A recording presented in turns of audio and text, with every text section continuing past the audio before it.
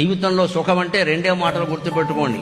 తిన్నన్నం 2 గంటల్లో అరిగిపోవాలి, పడుకోగానే 2 నిమిషాల్లో గుర్రు పెట్టియాలి. అంతకంటే భాగ్యశాలి లేడు ఇక్కడ.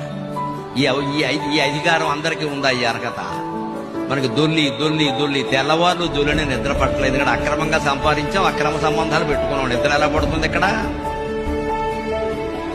ఓ పక్క భయం, ఓ పక్క బాధ, ఓ పక్క కంగారు. ఎందుకంటే తప్పు చేశాం కాబట్టి. తప్పు చేసిన వాడు సుఖంగా పడుకుంటాడండి. అడ్డమైన గడ్డి తింటున్నాం కాబట్టి తిన్నదరగదు.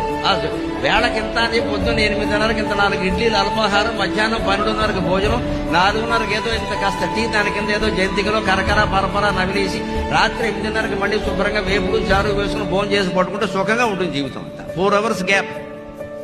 తిన్నదానికి 4 గంటలు తేడా ఉండాలని గుర్తుపెట్టుకోండి. 4 గంటలు విరామం, మధ్యలో ఏది తినకూడదు, ఆపేయాలి.